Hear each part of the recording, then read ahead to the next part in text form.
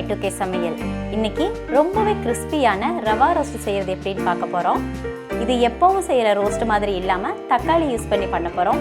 Paper மாதிரி ரொம்ப லேசான ரொம்பவே கிறிஸ்பியான ரவா ரோஸ்ட் செய்யறது எப்படின்னு பார்க்க போறோம். வாங்க வீடியோக்குள்ள போலாம். தேவையான பொருட்கள் டிஸ்கிரிப்ஷன்ல கொடுத்திருக்கேன், பார்த்துக்கங்க.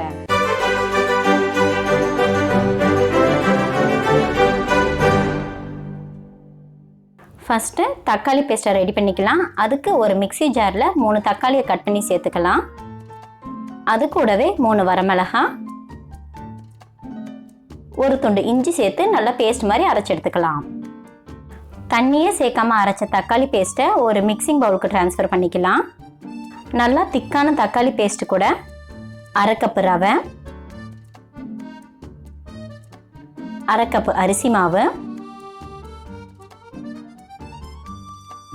1/4 கப்பு கோதுமை மாவு சேர்த்து நல்லா மிக்ஸ் பண்ணிக்கலாம். தக்காளி பேஸ்ட்டோடு சேர்த்து இந்த மாவு எல்லாத்தையும் நல்லா மிக்ஸ் பண்ணிக்கலாம். அதுக்கப்புறம் அது கூட தண்ணி சேர்த்து நல்லா கட்டி இல்லாத மாதிரி மிக்ஸ் பண்ணிக்கலாம். மாவு எல்லாத்தையும் நல்லா மிக்ஸ் பண்ணதுக்கப்புறம் அது கூட 2 கப் அளவுக்கு தண்ணி சேர்த்து நல்லா மிக்ஸ் பண்ணிக்கலாம். 500 ml அளவுக்கு தண்ணி சேர்த்து நல்லா கட்டி இல்லாத மாதிரி மிக்ஸ் பண்ணி எடுத்துக்கலாம். ரவா தோசைக்கு மாவு எந்த அளவுக்கு தண்ணி மாதிரி இருக்குதோ அந்த அளவுக்கு தோசை நல்லா கிறிஸ்பியாக வரும். பாருங்கள், கொஞ்சம் கூட கட்டில்லாத அளவுக்கு கலக்கி எடுத்துக்கலாம். அந்த மாவு கூட பொடிசாக கட் பண்ண பெரிய வெங்காயம் 1 கப், கொத்தமல்லி 2 டேபிள் ஸ்பூன், சீரகம் 1 டீஸ்பூன், மிளகுத்தூள் 1/2 டீஸ்பூன், உப்பு தேவையான அளவு சேர்த்து நல்லா மிக்ஸ் பண்ணிக்கலாம். நம்ம தக்காளி பேஸ்ட்டு கூடயே இஞ்சி ஆட் பண்ணிட்டனால அடிஷ்னலாக இது கூட இஞ்சி சேர்க்க வேண்டியதில்லை. மாவோடு சேர்த்து எல்லாத்தையும் நல்லா மிக்ஸ் பண்ணதுக்கப்புறம் இந்த மாவு அப்படியே 20லேருந்து 25 நிமிஷம் போல் ஊறட்டும். 20 நிமிஷம் ஆயிடுச்சு. ரவை நல்லா ஊறிடுச்சு.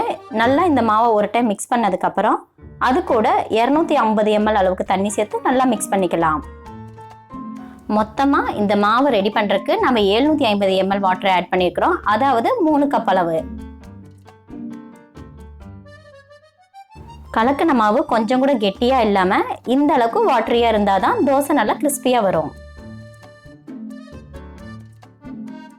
தக்காளி ரவா தோசைக்கு தேவையான மாவு ரெடி ஆயிடுச்சு. அடுத்தது தோசை சுட்டு எடுத்துக்கலாம்.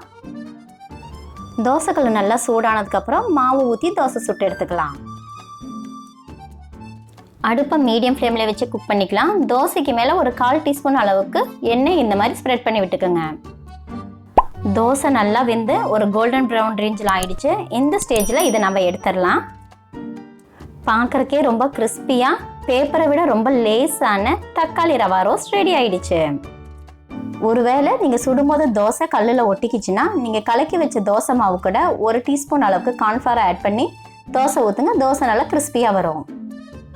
நல்லா மொறுமொறுன்னு இருக்கிற இந்த தோசையை கார சட்னியும் தேங்காய் சட்னியோட சேர்த்து சாப்பிட்டு பாருங்க. எவ்வளோ தோசை சாப்பிட்டீங்கன்னே தெரியாது, அந்த அளவுக்கு சூப்பராக இருக்கும். என்ன ஃப்ரெண்ட்ஸ், ரொம்ப ஈஸியாக கிறிஸ்பியான ரவா ரோஸ்ட் செய்கிறது எப்படின்னு பார்த்தீங்களா? இந்த ரெசிபி உங்களுக்கு பிடிச்சிருந்தா லைக் பண்ணுங்கள், உங்கள் ஃப்ரெண்ட்ஸும் கூட ஷேர் பண்ணுங்கள். நீங்களும் இந்த ரெசிபியை ட்ரை பண்ணி பார்த்துட்டு கமெண்ட் பண்ணுங்கள். மறக்காமல் Y2K சமையலுக்கு சப்ஸ்கிரைப் பண்ணுங்கள். மறுபடியும் இன்னொரு ரெசிபியில் பார்க்கலாம். அது வரைக்கும் பாய்.